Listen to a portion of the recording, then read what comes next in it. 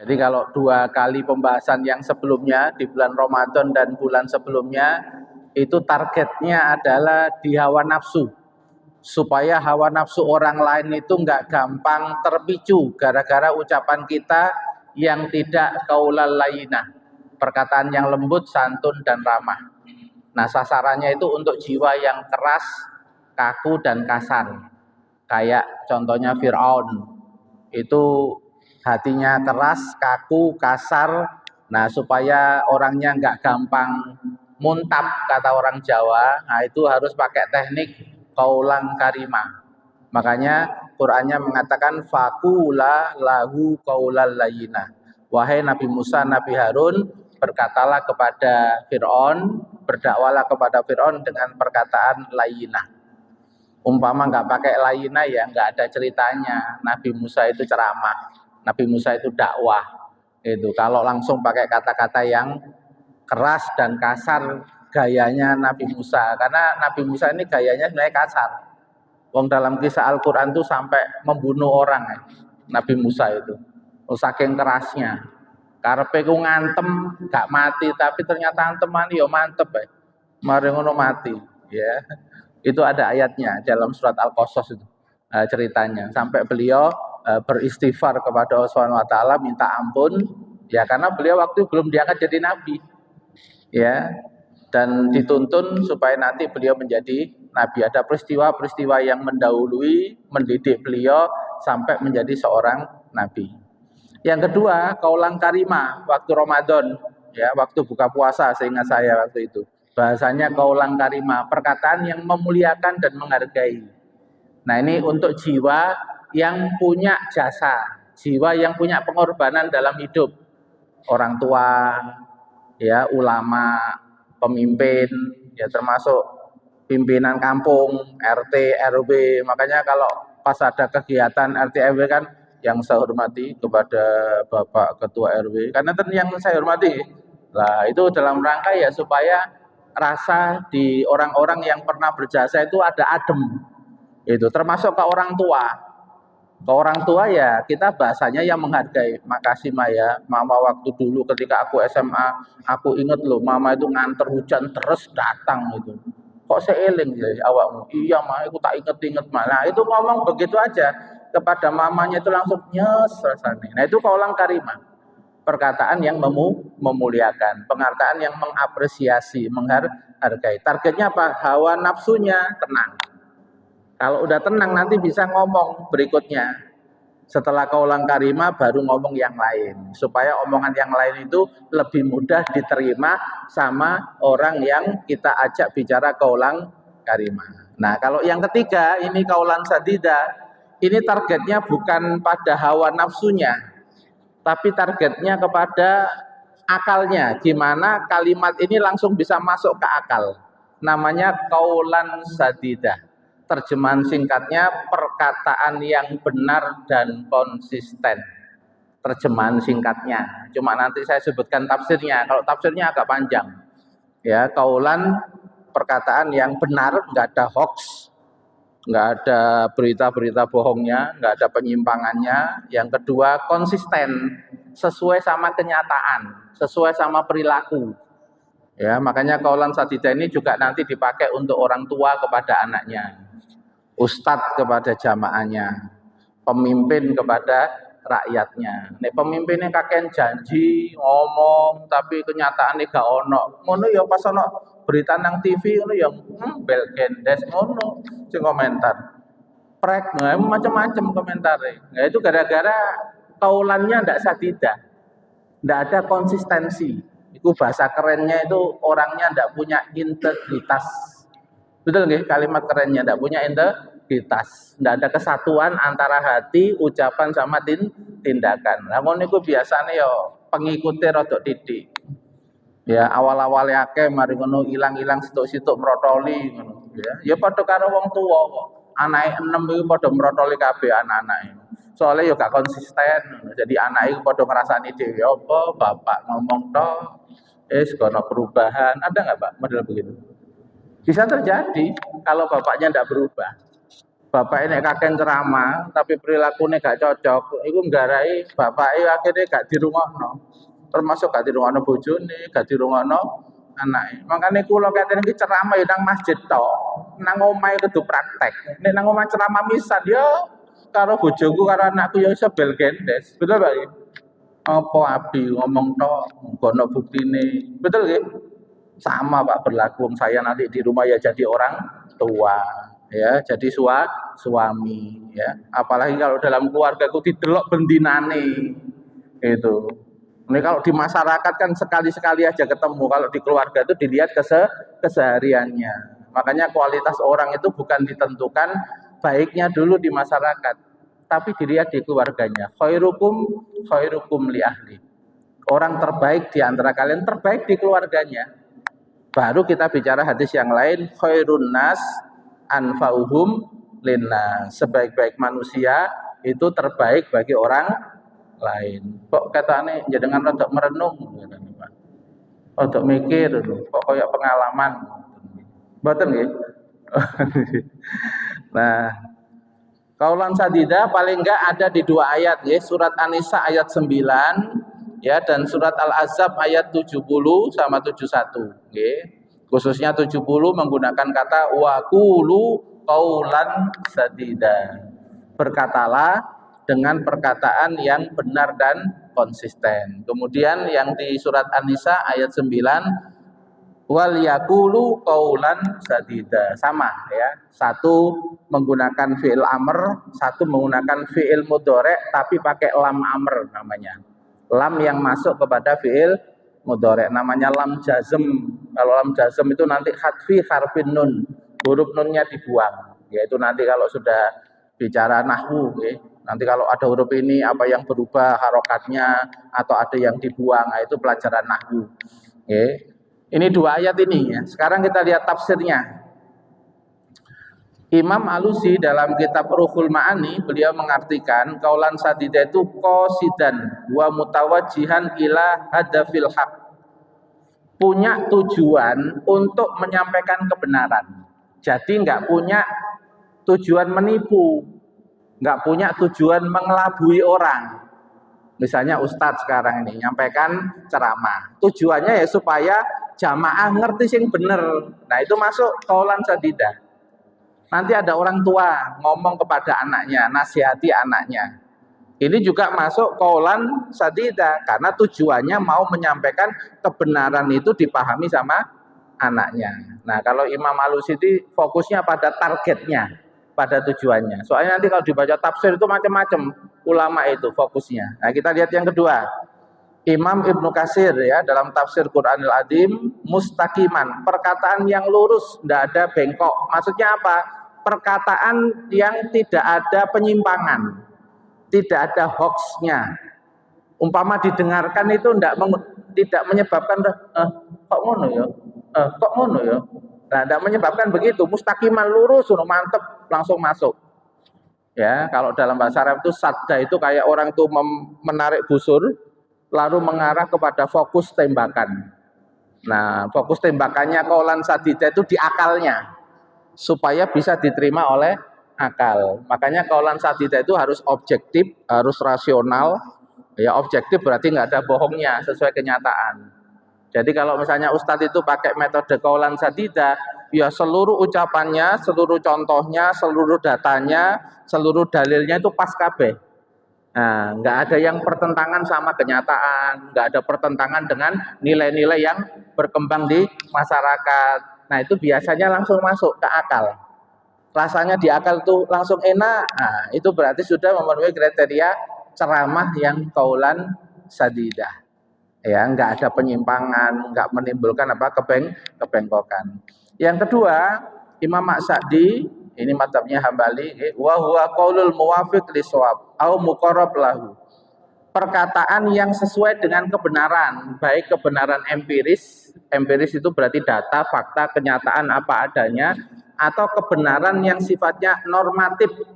Normatif itu standar, nilai, misalnya sesuai dengan Quran, sesuai dengan hadis, itu namanya kebenaran normatif. Jadi kalau kaulan sadida itu dipastikan dua, kenyataan di lapangan, ucapannya ustadznya itu pas apa enggak. Contoh-contohnya itu memang nyata apa enggak. Kalau nyata ya mudah diterima akal. Ini rodok ngarang-ngarang terus rodok nyeleneh, ngono bingung apa bener. Ya bingung apa mana ceritanya rodok gak masuk akal loh Pak, pas ceramah misalnya. Nah, itu nanti membuat akalnya jadi bingung. Mosok sih? Ada ya Pak? Jenengan dengar ceramah terus mosok ngono sih? Pernah Pak ngerasa begitu? Nah, itu berarti belum kaulan sadida. Karena kaulan sadida itu bisa diterima oleh akal karena secara kenyataan nggak ada penentangan. Secara nilai-nilai yang populer berkembang juga nggak ada penentangan. Namanya kaulan sadida. Nah, kita lihat Imam Ibnul Jauzi. Beda nggih, Imam Ibnul Qayyim sama Imam Ibnu Jauzi itu beda, nggih, beda orang. Ya, ini Imam Ibnu Jauzi. Pertama, sawaban. Pendapat pertama beliau mengatakan perkataan kaulan sadida itu pokoknya benar, nggak ada yang salah, nggak ada kebohongan. Kemudian sodikon, nah ini jujur. Jujur itu berarti sesuai dengan kenyataan. Kemudian nggak ada hoax. Wasalis adlan, proporsional. Proporsional itu sesuai dengan porsinya, nggak ke kanan, nggak ke kiri. Kalau sesuai porsinya itu, kalau kita bicara sama dua orang, lalu kita ngomong sesuai dengan porsi masing-masing dua orang itu, nggak menimbulkan kecewa di antara keduanya. Betul nggih? Itu namanya adlan. Adil itu proporsional, sesuai dengan porsinya, apa adanya. Kemudian yang keempat, qasdan, punya tujuan. Berarti kalau dibaca tafsir mirip-mirip Pak ya sebenarnya. Cuma beda cara ungkapannya, tapi intinya mirip-mirip. Kaulan sadida ya seputar itu. Nah, tambahan yang penting oleh Imam Asy-Syaukani. Beliau mengatakan huwallazi yuwafiqu dhahiru batinahu. Nah, ini sesuai antara lahirnya sama batinnya. Misalnya lahirnya itu kata-kata yang mengandung sabar, maka emosi ketika menyampaikan kata-kata itu ya kata-kata yang terkendali. Nah, itu membuat perkataan itu mudah diterima akal. Tapi coba misalnya ibu-ibu lihat anak-anaknya ini agak panik, terus pekerjaannya itu gerusa-gusu. Ketok wong sing gerusa-gusu, Pak, tergesa-gesa itu Pak, kayak emosi. Nah, misalnya ibunya ngomong, "Awakmu itu lho, nglakoni iku sing sabar ta, sing sabar. Ngono ae gak sabar. Ya opo iso dadine gak sabar?" Kira-kira Pak, pelajaran sabar itu masuk enggak ke anaknya dengan cara ngomong begitu? Kira-kira gimana? Anaknya ngono kreatif, anak saya gimana? Lah iku mama ngomong sabar tapi teman tanah dae lo gak sabar. Arek saiki kreatif pun arek saiki. Beda karo zaman kolonial. Zaman kolonial bapak rada munggah langsung ndiluk. Nek saiki bapake munggah, melu munggah saiki. Soalnya informasinya wakil deh. Oh ya penuh pertimbangan sama penuh standar Pak dia itu. Anak sekarang itu. Bu, sampai ibu gedek-gedek sinau maneh ini ketu sinau maneh gitu. So, sampai arek melayu metu Pak sampai. Nah, para jemaah sekalian ya. Nah, jadi ternyata kalau disimpulkan dari atas sama bawah, perkataan yang sadida itu adalah perkataan yang benar dan konsisten. Nah, supaya nanti gampang memahami, ini saya ringkeskan, okay? Saya ringkeskan. Karena dalam dakwah itu harus yassiru wala tu'assiru, mudahkanlah jangan dipersulit. Okay? Kalau kita mau pengen bisa kaulan sadida, kita harus punya pondasi jiwa. Kalau pondasi ini nggak ada, susah. Pertama, harus punya rasa takut yang besar sama Allah Subhanahu wa taala. Soalnya apa? Omonganmu itu ono malaikat sing nyatet, namanya malaikat Raqibun Atidun. Ya, jadi kalau baca di dalam ayat Al-Qur'an, Raqibun Atidun itu konteksnya tentang kaulan. Sing nyatet khusus masalah ucapan. Jadi masalah ucapan itu saking pentingnya Pak, sampai ada Raqibun Atidun yang mengawasi CCTV ucapan itu, karena ucapan itu nanti konsekuensinya pada apa? Pembuktian di dalam tindakan gitu. Nah, kalau orang tidak punya rasa takut yang besar, angger ngomong, angger nyeplos, nggak dilihat itu nanti efeknya gimana, nggak dilihat nanti apa namanya pengaruhnya seperti apa. Saking pentingnya ucapan, Di Quran itu sampai ada macam-macam kaulan gitu Pak. Ada kaulan karima memuliakan, ada kaulan layina perkataan yang lembut, ada kaulan sadida, ada kaulan baligo, ada kaulan ma'rufa. Topiknya beda-beda, konteksnya beda-beda, targetnya beda-beda karena keadaan jiwa orang yang menerima ucapan itu beda-beda. Makanya Quran menyuruh kalau orang itu berkomunikasi sesuai dengan konteks jiwanya orang. Nggak monoton. Nah, ini monoton aja siap-siap, koncomu gak akeh. Gitu. Nek monoton aja siap-siap, orang sering banyak nggak cocok. Soalnya gak duwe ilmu pawang namanya Pak. Nek kita bisa pakai ucapan Pak, itu bisa jadi ilmu pawang. Karo wong tuwek ya iso cedek, karo arek enom iso cedek, karo arek cilik iso cedek. Kalau sama anak kecil Pak, itu paling enggak dua kata. Qaulal layyina sama qaulan karima harus dipakai. Karena anak ini instingnya baru berjalan, akalnya belum. Nah, kalau otak instingnya yang dominan harus pakai dua kalimat. Qaulal layyina sama qaulan karima, harus lembut. Wong dia akalnya belum berfungsi ya. Ya, instingnya yang namanya insting itu kan reaktif, spontan, ya rodok sensitif kan. Maka sama anak-anak itu harus pakai kelembutan. Sehingga kalau dalam parenting Islam kan 0 sampai 7 tahun perlakukan anakmu seperti raja. Maksudnya apa? Bahasa komunikasinya itu komunikasi seperti kepada seorang raja. Melarang boleh, tapi melarang seorang raja. Melarang seorang raja itu sambil nyentak-nyentak apa penuh etika, Pak. Ini kalau gini-gini kan begitu, itu namanya punya ilmu parenting Islam. Saya kira kok sing awal-awal nikah kan kadang-kadang wis kena masalah ekonomi. Kadang-kadang kena masalah nang kantor. Ngono anak sing cilik disentak iya. Jadi korban gitu. Lah akhirnya apa jiwanya nggak tumbuh dah berkembang. Sehingga hutang pengasuhan setelah 7 tahun ya kedudukai alus meneh karo memuliakan wong utang. 7 tahun ini belum dikasih. Nah ini SD sampai remaja gak dikasih meneh, dibentaki meneh, ya utang meneh. Mahasiswa ya ketok ono kaya arek cilik ono nangisan, sing gondokan, sing karo kanca iku kadang sensitif. Lah kan rada-rada kaya arek cilik, Pak. Kenapa? Karena nggak dapat pemenuhan selama proses tahunan itu. Jiwanya itu nggak dapat nutrisi. Itu namanya jiwa tidak berkembang. Ya, jangan kalau di Google jangan klik aja usia biologis sama usia psikis. Ya, itu beda gitu. Bisa jadi usia kita fisiknya itu 40, tapi usia biologis kita mungkin ada yang cuma 20. Ya, bahkan ono sing 16 loh, Pak. Padahal itu saya ketahui. Usia psikisnya itu 16. Dolin sampai istrinya itu dilalekno. Biyen soalnya pas remaja kurang dolin. Itu.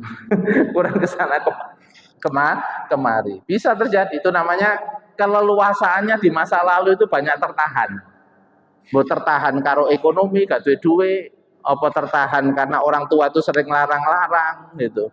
Sehingga ketika sekarang itu sudah diberikan kelapangan, diberikan apa kemudahan, ini muncul, Pak. Jiwa untuk kesana kemarinya yang terpendam itu muncul. Nah ini kalau nggak pakai ilmu agama bisa berlebihan.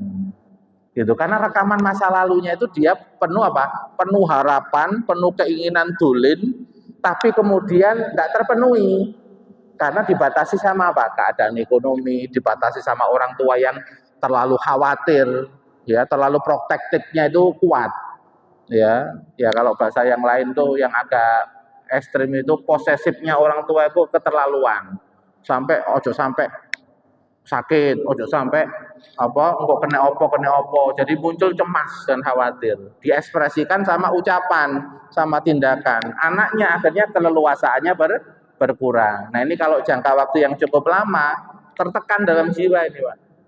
Itu, ya tertekan dalam jiwa, punya pengaruh. Ya. Yang kedua, kalau pengen kaulan sadida, hatinya harus punya berpegang teguh kepada kebenaran dan kejujuran. Nek nggak punya asikoh, nggak punya keteguhan dalam kebenaran sama kejujuran, kaulan sadida itu rada angel, Pak. Jadi kadang-kadang yang mudah bohong, kadang-kadang mudah bersilat lidah untuk menyelamatkan dirinya. Bisa terjadi nggak? Bisa kalau nggak punya nomor dua ini. Makanya kalau pengen kaulan sadida bekalnya dua. Punya rasa takut kepada Allah, ono CCTV khusus yang ngawasi ucapan kita, ono catatan meneh, ya. Yang kedua adalah punya sikoh, keteguhan, memegang kebenaran sama kejujuran. Aku disuap berapapun, ya, 100 juta, 1 miliar, enggak, aku tetap jujur. Ini kalau jadi saksi, Pak, nggak kena dosa saksi palsu, kan masuk dosa besar gitu saksi palsu itu. Nah kalau dia nggak sampai kena saksi palsu berarti kaulannya kaulan sadida. Paham nggih maksudnya nih nggih? Nah selanjutnya kriterianya bahasa sadida itu tujuannya menyampaikan kebenaran. Nek tujuannya wis ati mbujui wong berarti nggak masuk. Nek tujuannya kok dalam rangka mempengaruhi orang supaya sesuai dengan keinginannya, padahal keinginannya itu belum tentu benar loh Pak. Nah itu belum kaulan sadida. Karena kaulan sadida itu intinya ada kebenaran yang mau disampaikan supaya kebenaran itu juga diterima oleh orang lain. Itu namanya sadida. Yang kedua, bebas dari ketidakjelasan. Karena kaulan sadida itu harus masuk ke akal, objektif dan rasional. Diterima akal itu langsung enak, nah, gitu. Bukan membuat bingung, bukan membuat rasanya nggak enak. Yang ketiga, bebas dari kepentingan hawa nafsu. Orang itu kalau ngomong Pak, bisa nggak omongan itu didorong oleh hawa nafsunya? Bisa. Karena hawa nafsunya pengen orang ini supaya nurut saya, supaya orang ini ngertiin saya. Nah itu berarti kan sudah ada motif-motif di dalam keinginan sama harapannya. Nah sadida itu tidak mikir itu. Sadida itu murni gimana kebenaran ini nyampe kepada seseorang. Yang keempat, bebas dari kebohongan. Jadi kalau ngomong ini betul-betul diperhatikan betul, omonganku mau isinya benar enggak ya? Omonganku tadi itu mewakili kenyataan yang ada enggak ya?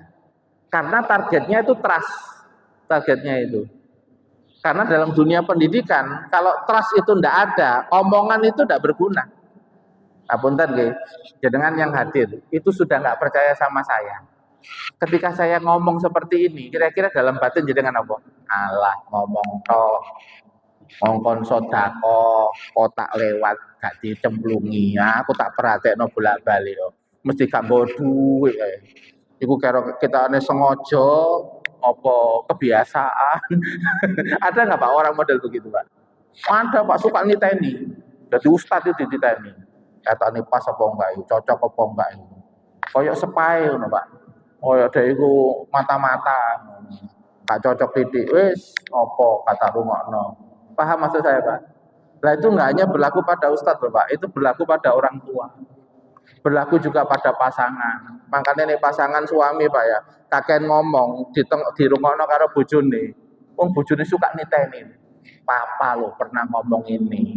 Wis 3 tahun tak enteni, ora ana buktine. Iki gak sitok tok Pak. Tak catet iki lho. Poin-poin. Ono lho Pak model wong wedok suka niteni. Makanya kedua hati-hati ngomong sak ngomong gitu.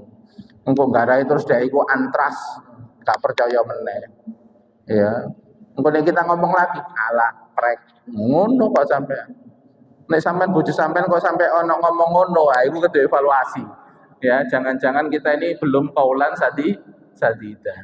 Terjadi nggak Pak dalam keluarga? Bisa terjadi. Itu. Soalnya kadang-kadang dorongan laki-laki itu kan karena pengen memimpin Pak, pengen ngatur. Jadi pengen itu ngomong gitu. Tapi kan harus tahu bahwa ngomong itu nanti punya konsekuensi. Kalau omongan kita itu kenyataannya itu banyak yang nggak sesuai, itu ngantem balik. Akan menjadi pukulan balik, yaitu antras, ketidakpercayaan. Itu kalau pada pasangan. Kalau kepada anak menimbulkan dilema. Ya, makanya ini bersifat bebas dari kebohongan, melakukan kepercayaan, bersifat proporsional. Proporsional itu sesuai dengan kenyataannya, apa adanya, tidak memihak. Ya, ini supaya apa? Tidak menimbulkan kekecewaan. Misalnya, mohon maaf ya, kita punya anak 4. Ya, ada 2 anak yang berselisih. Ya, ini kan kita jadi hakim Pak kalau ada 2 anak yang berselisih. Jangan karena kita suka sama anak yang satu, terus nggak suka sama karakter anak yang kedua, terus akhirnya kita ngomong nggak pas, nggak proporsional. Memang faktanya seperti itu, tapi kita harus tahu jiwanya. Itu contoh misalnya nih, kalau dalam kasus kenabian, ya Nabi Yakub punya putra siapa Pak? Nabi Nabi Yusuf, nih Nabi Yusuf sama saudara-saudara yang lain, ya. Kan dalam keseharian, ya Nabi Yakub ini kan kalau kepada Nabi Yusuf karena tahu bahwa ini ada kelebihan, karena beliau juga Nabi, ngerti, hawa-hawa Nabi yang ngerti gitu. Cuma kalau ini di hadapan anak-anak yang lain, ini menonjolkannya itu keterlaluan, ada punya potensi memancing anak yang lain muncul yang namanya hasad, betul ya? Muncul yang namanya iri dan dengki. Itu. Padahal kalau itu nggak dikomunikasikan kepada anak-anaknya bahwa ini memang nabi, kan jadi persoalan, Pak. Yang satu paham, yang satu tidak memahami konteks. Kan sering terjadi, Pak ya, karena tidak memahami konteks, yang satu dituduh begini, begini, begini. Gitu, karena yang lain tidak memahami konteks. Misalnya kita menghormati seseorang. Kita menghormati seseorang itu kan ikut enom kok dihormati. Ya ternyata karena ilmunya.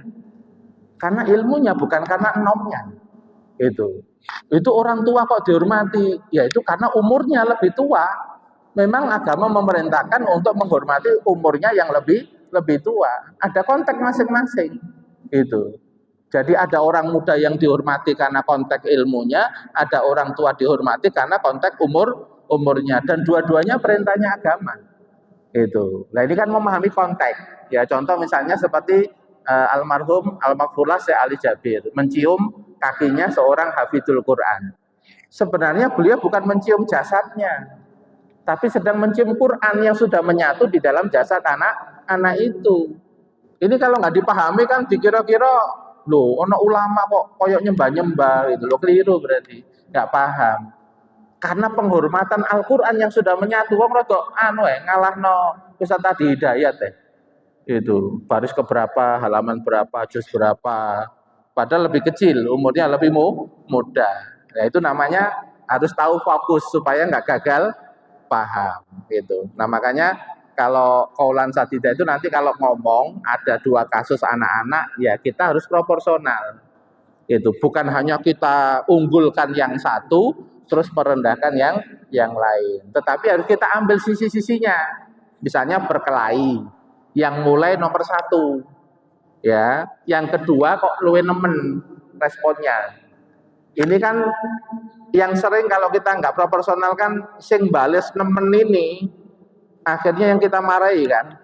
Itu padahal nggak akan ada pembalasan kalau nggak ada yang memulai. Nah kita kan harus proporsional. Kalau bales terlalu nemen, ini dalam konteks agama kan berlebihan. Nanti kena dolim. Tapi nek mancing-mancing elek, iki yo gak api, iki model gaya setan. Itu. Nah, ini kan berarti kan loro-loro ini jadi sama-sama punya potensi salah. Nah, kalau pengen dua-duanya jadi benar, itu harus saling memaafkan. Itu namanya proporsional. Itu enggak ngerendahkan yang satu, mengunggulkan yang lain. Itu namanya proporsional. Yang keenam, ya, bersifat konsisten. Konsisten itu kesesuaian dengan kenyataan, kesesuaian dengan perilaku, supaya apa? Tidak menimbulkan dilema, bingung. Ono bapak kurung wadan, ngongkon anak, nah ada masjid sholat, bapak nang warung, gitu. Padahal omongannya itu ngomong sholat, tapi bapak nang warung. Kira-kira anaknya bantah napa mboten?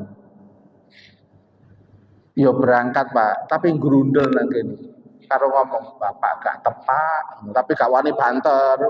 Ya, nek banter ya disentaki karo bapake. Oh bantah ae, ngono kok ya. Nah, tapi di dalam dirinya tuh bingung. Jare ngongkon nang masjid, kok bapak nang warung. Jane iku sing bener iku nanti. Betul gitu? Menimbulkan apa dilema. Ya, misalnya ono suami, ya ngongkon irit nang bojone ya. Tapi dhek loman nang kanca alumni. Terus pundi, Bang? Ngono iku ya diteni yo.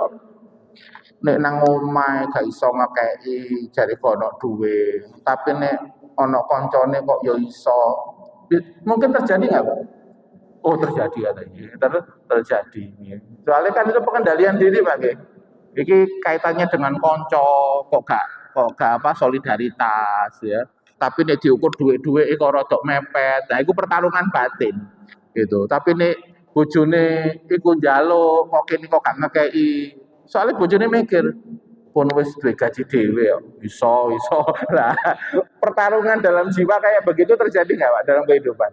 Terjadi. Nah, itu kalau nggak bisa pas konsistensi, itu kadang-kadang di interaksi itu akan terjadi apa? Antas, ketidakpercayaan. Sehingga kadang-kadang kalau kita ngomong itu nggak didengerin lagi, nggak dimasukkan ke dalam hati. Gitu. Nah, penerapan, ya kalau sudah tahu konsepnya, terus pertanyaannya penerapannya di mana? Ya kan yang penting kan penerapannya, Pak. Namanya psikologi kan bukan hanya pada sisi kejiwaannya aja, gimana ini perilakunya sesuai dengan kondisi kejiwaan. Nah, kalau sudah kaulan sadida, penerapannya di mana? Yang pertama dalam keluarga dan kerabat. Ya. Ku anfusakum wa ahlikum naro, ya. Jagalah diri kalian, berarti yang jadi contoh teladan dirinya. Baru kemudian orang lain, yaitu keluarganya. Berarti kalau dia itu ngomong, kalau pengen sering dipercaya, waktu dia ngomong dia melihat dirinya dulu. Sudah melakukan enggak? Sudah mempraktekkan enggak? Gitu. Kalau sudah mempraktekkan, menyontohkan, kalau ngomong ada potensi diterima. Karena kenyataannya selalu sesuai. Ini di dalam dunia keluarga. Kedua, dalam pendidikan dan dakwah. Guru sama murid, ya, murid itu memperhatikan perilaku guru nggak, Pak? Memperhatikan, meskipun dia itu meneng loh, meskipun meneng, soalnya dia Pak tahu etika adab. Aku nih ngoreksi terus bantahan khawatir guru nih gak terima, tapi ya merekam. Oh guru nih ngomong ini perilaku ini, ngono itu direkam. Ya sama dengan keluarga, Pak. Ya, keluarga itu kalau ada perilaku, misalnya begini perilaku dalam keluarga, ya. Ada bapak ibu, kalau ketemu ngobrol, itu terjadi cekcok, itu yang satu diem, nggak bantah, ya, ngurangi tekanan.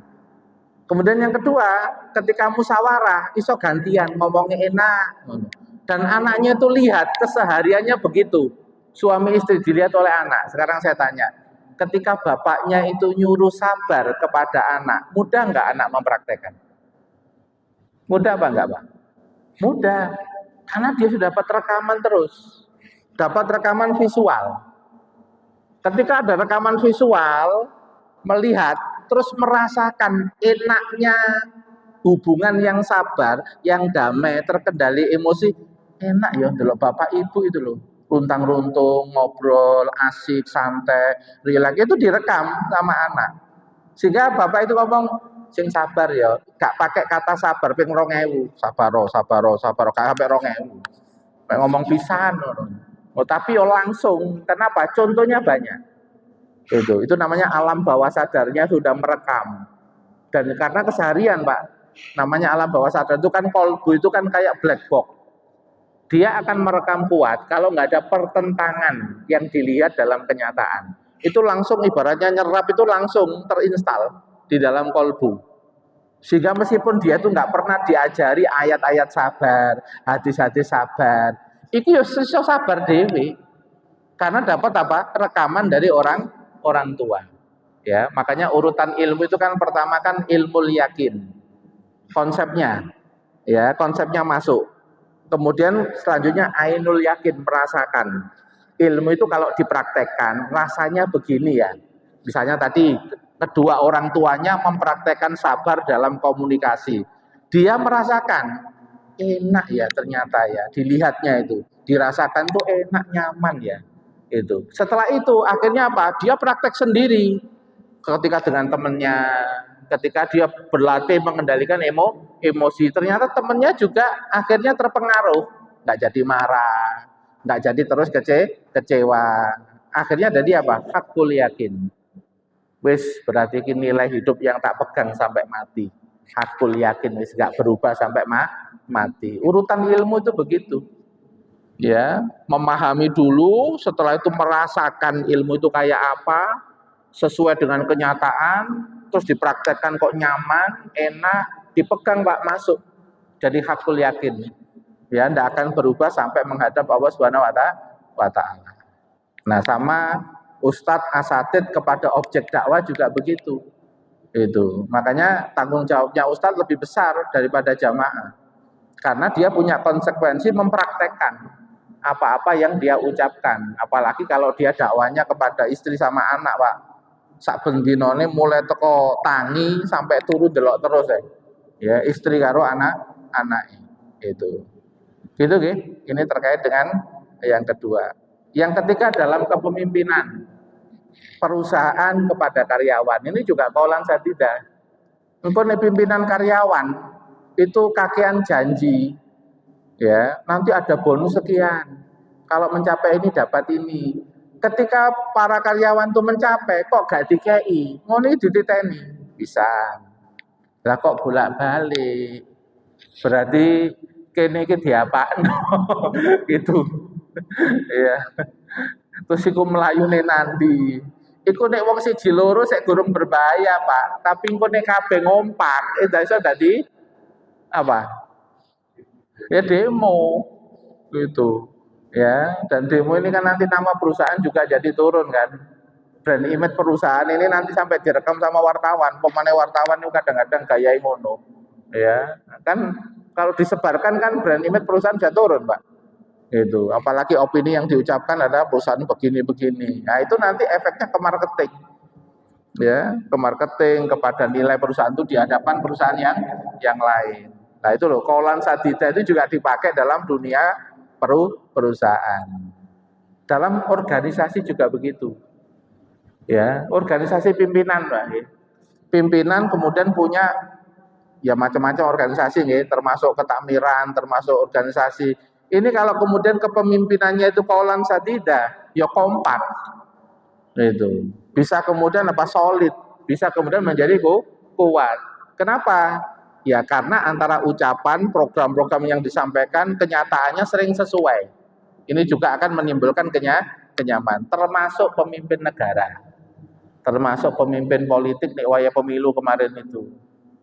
Ya, kalau niteni iki sing bagian niteni janji-janji, Pak.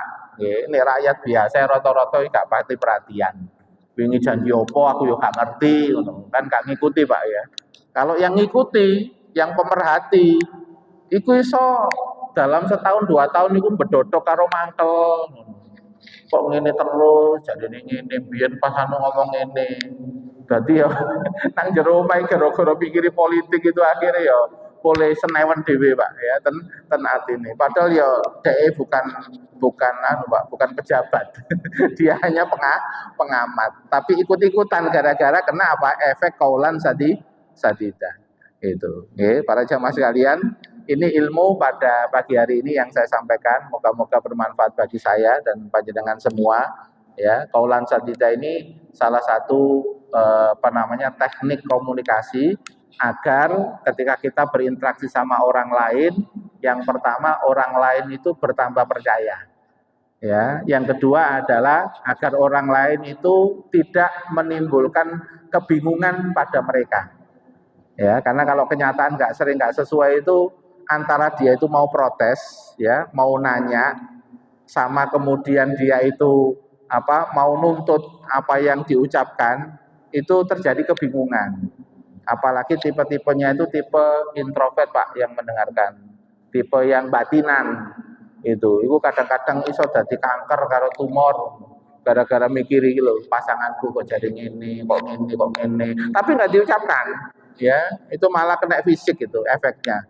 Nah itu loh, Pak, hanya kaulan sadida saja itu kalau nggak hati-hati efeknya itu bisa kemudian kepada orang sekitar. Ya, apalagi kalau itu dilakukan oleh pemimpin. Ya, pemimpinnya tidak kaulan sadida. Nah ini jadikan doanya pemimpin nggak mustajab, soalnya nggak adil. Karena doa pemimpin yang mustajab itu kan imamun adilun. Imam yang adil itu doanya mustajab. Makanya ada kesimpulan para ulama, nek pemimpinnya baik, biasanya otomatis masyarakatnya baik. Ya, itu seperti dulu ketika diangkatnya Khalifah Umar bin Abdul Aziz, itu sampai serigala itu tidak makan domba. Ya, diriwayatkan dalam kitab itu sampai serigala itu tidak makan domba, padahal barengan. Tapi ketika Khalifah Umar bin Abdul Aziz wafat, itu ya serigala makan domba. Nah, itu itu karomah ya, karomahnya seorang pemimpin yang adil, yang taat kepada Allah, sampai dunia binatang pun juga kena energinya, kena pengaruh. Karena apa? Hatinya yang begitu bagus ya, di hadapan Allah bagus dan di hadapan umat Nabi juga bagus. Nah, ini kadang-kadang teori ini nggak dipahami ya. Kalau bahasanya Imam Al-Ghazali kan fasadur ra'aya bi fasadil muluk. Rusaknya masyarakat karena rusaknya pemimpin. Ya, kenapa? Karena pemimpin yang menetapkan kebijakan. Wa fasadul muluk bi fasadil ulama. Nah, ini masalahnya ya. Kerusakan pemimpin disebabkan kerusakan ulamanya. Karena ulama ini sebenarnya kan panutan pemimpin sama rakyat, kan begitu. Ulama itu yang menjadi penuntun pemimpin sama rakyat. Nih, ulamanya juga ikut rusak, otomatis ya akhirnya rakyat pun rusak, pemimpinnya rusak. Karena menyampaikan materi-materi ceramah tidak mencerdaskan.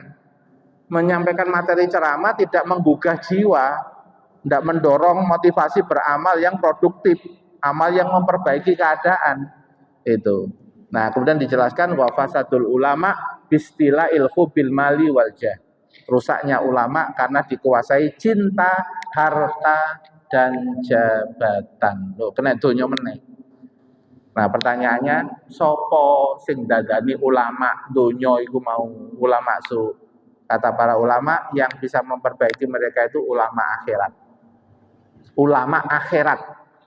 Ulama yang enggak terpengaruh dunia. Ulama yang enggak terpengaruh sama kedudukan, enggak gila jabatan, enggak gila harta. Ya, ini yang disebut dengan ulamaun billah. Ulama yang kenal sama Allah. Ya. Karena para ulama itu mengatakan ada 3 ulama. Pertama ada alimun billah. Ulama yang kenal sama Allah. Ini berarti dekat sama Allah, tapi ilmu fikihnya kurang. Ada kelompok yang begini. Ya, yang kedua yang paling bagus, ulamaun billah wa ulamaun bi amrillah. Ulama yang kenal sama Allah tapi kenal syariat. Jadi syariatnya mantep, ya, dakwanya mantep, syariatnya mantep, dengan Allahnya juga mantep. Ini yang terbaik. Karena dirinya selamat, karena kenal sama Allah, nggak kena godaan jabatan dan nggak kena beban dunia, dan dia bisa membina masyarakat. Ini yang terbaik. Nah, yang terburuk adalah ini, ya, ulama yang kenal sama syariat, tapi tidak kenal sama Allah. Jadi kadang syariat itu dipakai, digunakan untuk memperkaya dia, untuk mempopulerkan dia, bukan untuk mempopulerkan agama. Beda nggih? Mempopulerkan personalnya sama mempopulerkan agama itu beda.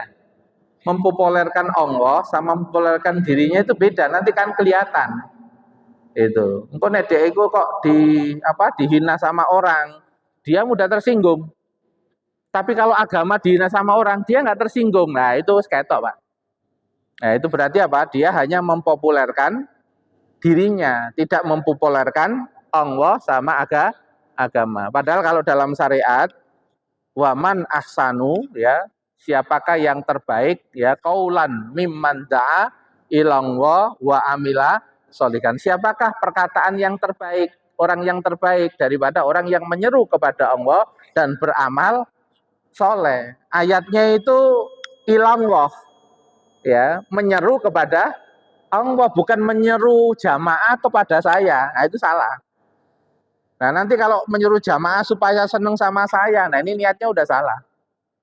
Ya, menuntut jamaah supaya dukung saya. Nah, ini sudah salah. Itu. Ulama ngajari jamaah ini bukan supaya jamaah senang sama ulamanya, dukung sama ulamanya. Itu tujuan utama adalah apa? Jamaah kenal sama Allah. Jamaah senang sama syariat. Itu. Nah, karena kalau sudah senang sama Allah, senang sama syariat, otomatis di dalam syariat mesti menghormati ulama dia. Nggak dikongkon ya otomatis begitu. Jadi nggak usah diniat-niatin. Nah, kalau diniat-niatin itu supaya jamaah senang sama ulama, lah ini niat yang keliru. Nah, kalau sudah niat yang keliru nanti biasanya ilmunya jadi nggak berfaedah. Ya, naudzubillah min dzalik. Itu saja yang dapat kami sampaikan untuk pertemuan kali ini. Moga-moga bermanfaat. Kita tutup dengan istighfar 3 kali dan doa penutup majelis. Astaghfirullahaladzim, astaghfirullahaladzim, astaghfirullahaladzim. Subhanaka wahumma bihamdik. Asyhadu an la ilaha illa anta, astaghfiruka wa atubu ilaik. Assalamualaikum warahmatullahi wabarakatuh.